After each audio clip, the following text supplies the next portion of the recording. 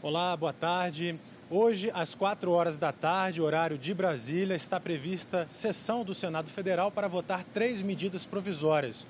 Uma preocupação é com a situação econômica dos estados e municípios. E uma medida provisória em pauta pretende dar mais um apoio a esses entes federados. Logo no início de abril, o presidente determinou que o governo federal deveria recompor o valor do Fundo de Participação dos Estados e Municípios entre os meses de março e julho deste ano, comparado ao mesmo período do ano passado. Os estados e municípios já estavam com problemas de arrecadação e essa crise veio aumentar a necessidade dos estados em buscar alternativas, novos estudos, novos planos, inovar na sua forma de arrecadação para que possam sair dessa crise, tanto os estados quanto os municípios. No mês de maio deste ano, o Fundo de Participação dos Estados encolheu 26% em valores reais, se comparado ao mesmo período do ano passado. Isso significa mais de 2 bilhões de reais de diferença em apenas um mês. Os municípios terão possivelmente uma queda na sua arrecadação até o final do ano, na ordem de 74 bilhões de reais.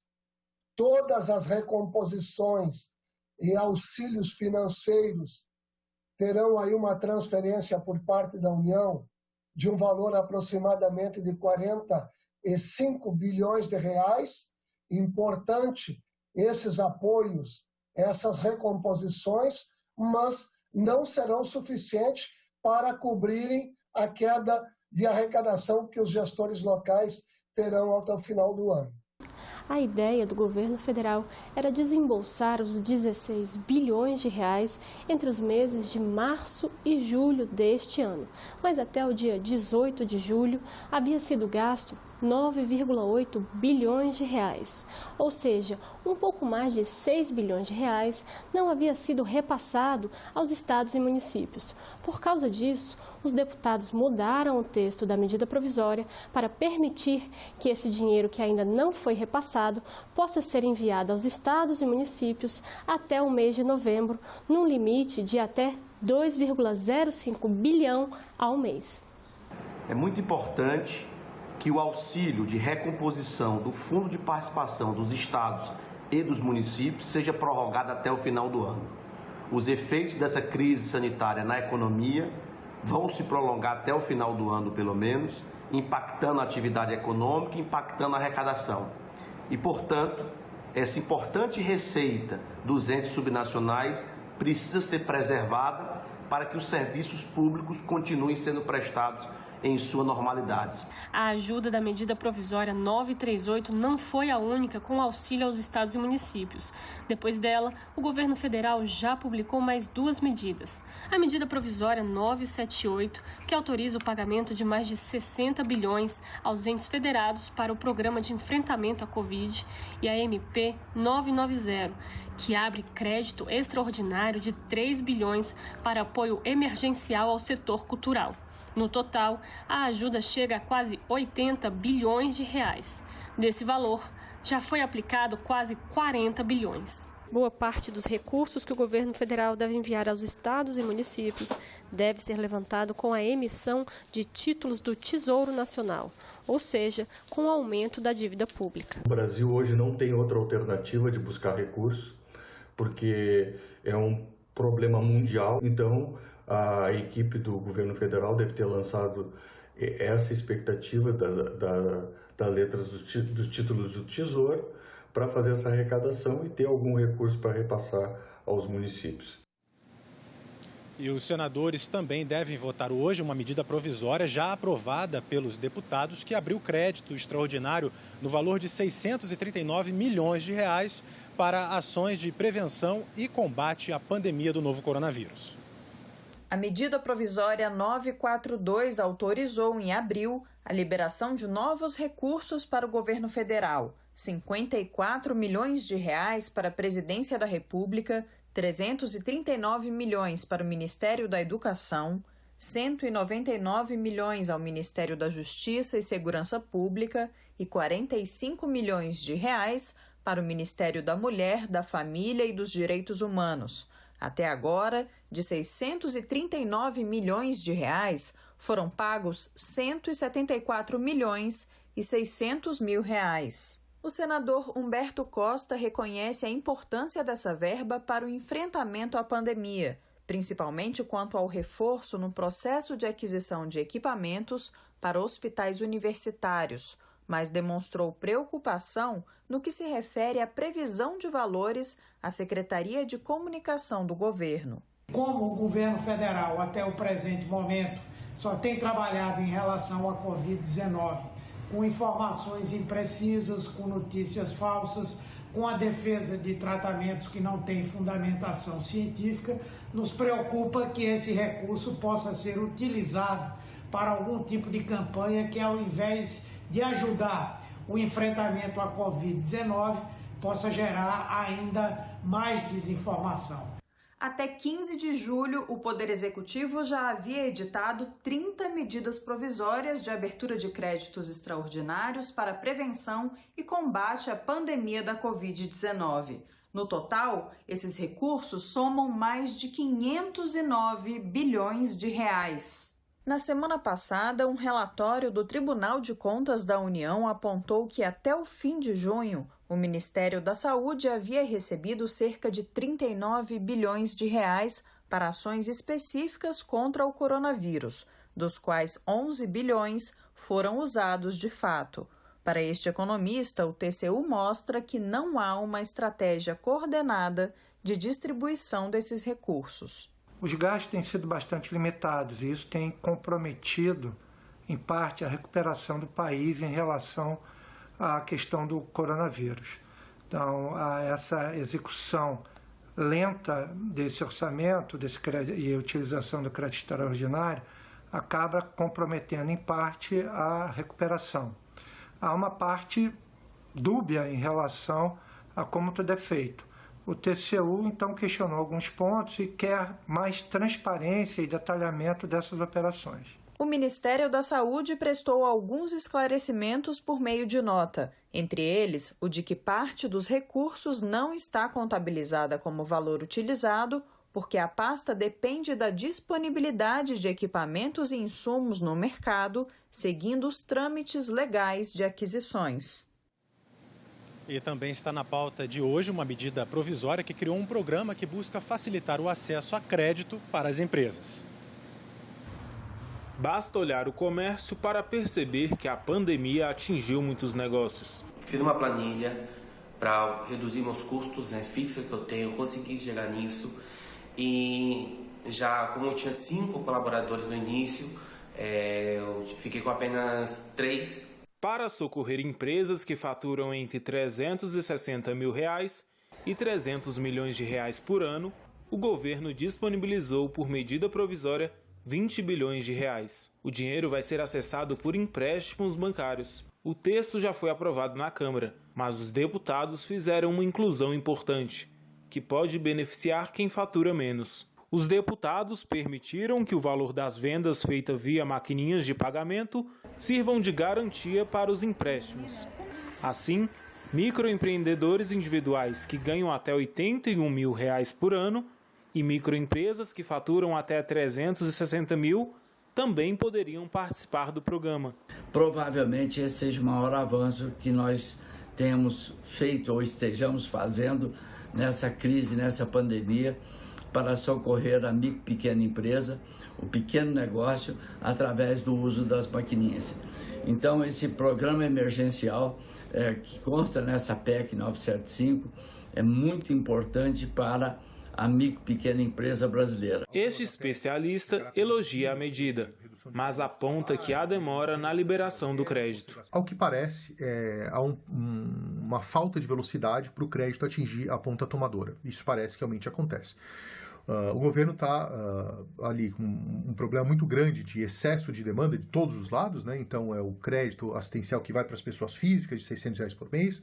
Do outro lado, os empréstimos também, logicamente, o governo tem uma dificuldade muito grande em dar conta de tudo isso do dia para a noite. O texto agora vai ser votado no Senado. Senadores já apresentaram outras modificações na MP. A mais importante das emendas apresentadas à medida provisória 975 é a que transfere recursos do chamado PESE, que não tem tido demanda. São 40 bilhões de reais que foram disponibilizados no dia 3 de abril e até agora, dia 10, 11 de julho, só 4 bilhões e meio foram emprestados. Então nós estamos propondo levar 20 bilhões desses 40 para o programa que financia micro e pequena empresa e especialmente para o fundo garantidor, que pode fazer com que essas operações de crédito destinadas a micro e pequenas empresas aconteçam de fato. Precisamos adotar todos os recursos e todas as ferramentas disponíveis para chegar com o crédito necessário para estes que mais precisam: os empresários individuais, empreendedores individuais, os micros e os pequenos empresários. E o senador Flávio Arnes, da Rede do Paraná, apresentou hoje, sem mudanças na PEC original, o seu relatório sobre essa proposta de emenda à Constituição já aprovada na Câmara, que torna permanente o Fundo de Manutenção e Desenvolvimento da Educação Básica, o Fundeb. Nas redes sociais, o senador Flávio Arnes falou sobre a expectativa de votação desta importante matéria. Vamos conferir. Estamos discutindo, neste momento, no Senado Federal, a proposta de emenda constitucional do Fundeb, que é a educação básica, que foi aprovada na Câmara dos Deputados praticamente por consenso. Esse texto significa um grande entendimento entre Câmara dos Deputados e Senado Federal. Só no Senado Federal já fizemos 15 audiências públicas, as consultorias do Senado e da Câmara trabalharam juntas e mesmo eu participei de muitos debates do Brasil, junto com a deputada Dorinha, deputado Bacelar, presidente da comissão na Câmara, discutindo o novo Fundeb. Agora, como relator no Senado, já apresentei o relatório para discussão, ratificando o texto da Câmara, e a gente espera que nas próximas 2 semanas ele seja votado. E, portanto, então, as declarações do relator do Fundeb aqui no Senado. A matéria deve ser votada aí em breve aqui pelos 81 senadores. Bom, o presidente da Comissão de Relações Exteriores quer que a Organização Mundial da Saúde fique à frente da campanha mundial de vacinação contra o coronavírus. Para o senador Nelsinho Trade, essa pandemia deve ser enfrentada com os princípios da união e da igualdade. Quase 5 meses atrás, o artista desenhava o tão esperado abraço de um avô com a neta. No bico da caneta, o retrato milhões de vezes aumentado do coronavírus, responsável pelo afastamento das pessoas queridas. Decretada a quarentena, na Brasília vazia, as pessoas ainda não usavam máscaras. Na contagem dos infectados, o Brasil tinha menos de 5.000. As 165 mortes e os 127 curados não davam ideia do que nos esperava. O isolamento foi insuficiente, mas ainda assim pesquisas indicam que no mês de maio, 118.000 vidas foram poupadas. Todos queremos voltar ao normal, mas relaxar mesmo só quando a vacina vier. Através da vacinação, nós podemos prevenir determinadas doenças infecciosas, como sarampo, varíola, hepatite, rubéola, tétano e tantas outras doenças imunopreveníveis. Os dados de hoje não são nada animadores. Brasil, segundo lugar no mundo, com 2,5 milhões de infectados e quase 90.000 mortos pela Covid-19. Todos queremos de volta o abraço, o convívio próximo com parentes e amigos. Mas não podemos esquecer os cuidados básicos com a higiene e o distanciamento. Se a vacina ainda não chegou, as pesquisas avançam e o Brasil está no jogo. Foi feito um convênio pelo Brasil com a chamada vacina de Oxford, um passo muito importante porque, além da gente ter acesso à vacina, nós também teremos acesso à tecnologia para desenvolver essa vacina no nosso próprio país. Também o governo de São Paulo fez um convênio com a China, onde também, além de termos acesso à vacina, vamos ter acesso à tecnologia. O senador e médico Nelsinho Trade defende vacinação sem privilégios, disponível para ricos e pobres, sob o comando das Nações Unidas. Nós estamos diante de uma situação inusitada, porque existe hoje dentro da humanidade uma pandemia.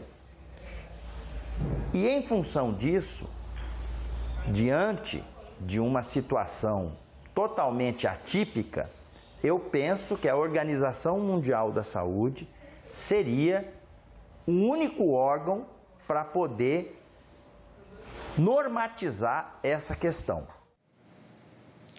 E o marco legal das relações raciais no Brasil completou 10 anos no último dia 20. A lei chegou com mais de 120 anos de atraso em relação à Lei Áurea. E aqui no Congresso Nacional foram 2 décadas de debate até que o Estatuto da Igualdade Racial virasse lei.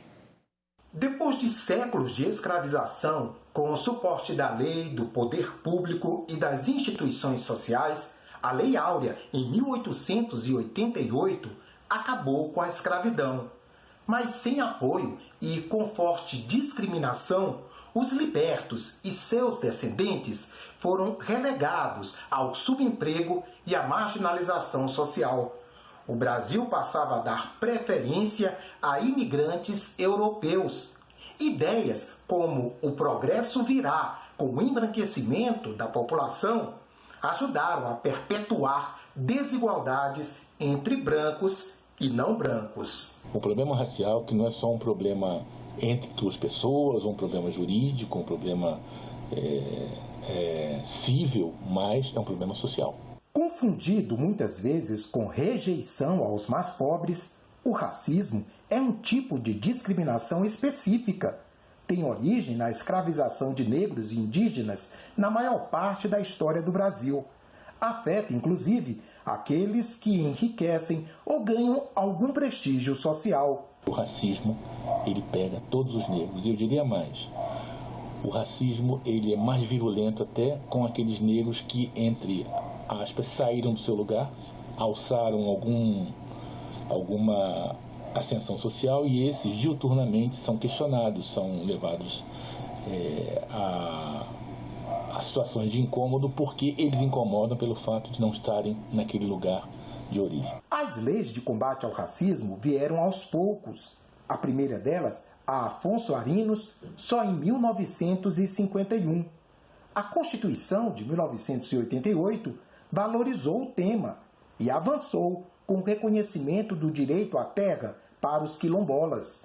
Com o Estatuto, porém, há um conjunto de leis para que gestores possam dar combate à desigualdade racial. Com o Estatuto, ficou claro que a questão racial era uma questão importante, tanto é que virou, a partir da perspectiva do Estatuto, juntamente com a perspectiva de criação da CEPIR, que correram paralelamente, a ideia da questão racial como um campo de políticas públicas. Foi um debate árduo, duro, para conseguirmos aprovar o Estatuto. Dialogamos com todas as forças do Congresso Nacional. O senador Rodolfo Torim, já falecido, do Democrata, foi relator da matéria. E o senador Antônio Carlos Magalhães, confesso aqui, que o debate não é ideológico, nos ajudou muito, já também falecido, a aprovar a matéria na CCJ. Confira algumas medidas previstas pelo Estatuto. Reconhecimento do direito à liberdade de consciência e de crença dos afro-brasileiros e da dignidade dos cultos e religiões de matriz africana. Reconhecimento e apoio às mulheres negras em seus direitos fundamentais. Promoção do sistema de cotas como meio de corrigir desigualdades raciais. Apoio à inclusão de afro-brasileiros no mercado de trabalho. Promoção a uma presença compatível e a uma imagem positiva de não brancos nos meios de comunicação. Essa lei, na minha avaliação, é a mais completa norma jurídica para a promoção da igualdade racial. É um conjunto de ações afirmativas, reparatórias, compensatórias. Precisamos incluir a população negra em todos os quadros da esfera de poder.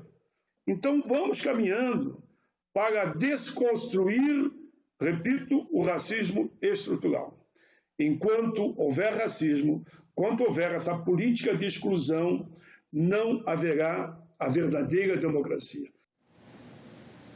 E os números para sintonizar a TV Senado na TV aberta vão mudar em muitas cidades do Brasil a partir de 29 de agosto. Veja como fazer para continuar assistindo à TV Senado e a outras emissoras legislativas. Ei, que bom que você está aqui. Eu tenho uma coisa importante para falar. A TV Senado vai mudar, só de canal. Veja onde sintonizar o nosso sinal aberto a partir do dia 29 de agosto. Vai mudar sim. 44 cidades vão ter novos números para captar a TV Senado em sinal aberto. Não só a TV Senado, mas também outros canais da rede de TVs legislativas vão estar mais próximos dos canais das grandes redes de TV aberta. A mudança impacta também diretamente na audiência desses canais, no crescimento dessa audiência, na medida em que traz os canais legislativos para perto dos canais comerciais de grande audiência. Isso, sem dúvida, fortalece e dá muito mais visibilidade aos canais legislativos que hoje estavam distantes até então dos canais comerciais. Mas como fazer para sintonizar a TV Senado em seu novo número aí na sua cidade? Você pode ficar tranquilo. A sintonia é feita automaticamente pelo aparelho de TV. Se houver algum problema, basta você usar a função de busca ou sintonia de canais do aparelho para encontrar a TV Senado e as outras emissoras da rede legislativa de televisão. As emissoras do Legislativo vão compartilhar sempre o mesmo número de canal, mas cada uma num subcanal específico. O subcanal número 1 será sempre da detentora do canal naquela localidade. Por exemplo, em Aracaju, a TV Senado, que é dona do canal, terá o número 5.1. A TV Assembleia, 5.2. A TV Câmara, 5.3. E a TV Câmara dos Vereadores, 5.4. A partir desta semana, a TV Senado vai mostrar vídeos institucionais comunicando a mudança do número nas 44 cidades onde ele vai ser alterado. E é uma mudança que vem com economia de recursos. Ao contrário do que se imagina, o modelo de parceria entre as casas legislativas do país poupa recursos públicos. No início da nossa rede, quando o sinal era analógico, o Senado bancava todo o custo das operações. Mas hoje, com a TV digital em multiprogramação, de até 4 canais simultâneos, os gastos com instalação e operação são divididos entre os parceiros. Um transmissor único é compartilhado por até 4 emissoras e cada uma delas é responsável por parte dos gastos. A rede legislativa de TV já está presente em 59 cidades e seu sinal alcança 250 municípios. São 65 emissoras em atividade e outras 112 em implantação. Somente esse ano foram incluídas mais 6 cidades: Caruaru, Pelotas, São José, Porto Velho, Rio de Janeiro e Curitiba. É a primeira vez em mais de 160 anos de Assembleia que temos então o nosso próprio canal de televisão. Esse canal trouxe muito mais transparência para a Assembleia Legislativa do Paraná e finalmente nós temos um próprio espaço para prestar contas da atividade parlamentar e do trabalho dos 54 deputados. Só tenho a agradecer ao Senado pela parceria e felizmente o Paraná está na rede legislativa de rádio e televisão. Então fique ligado e divulgue para os seus conhecidos. Nós ficamos por aqui. Você pode rever as reportagens que mostramos nesta edição na nossa página na internet. Acesse senado.leg.br/TV. Muito obrigado pela sua companhia. Continue sintonizado aqui na TV Senado.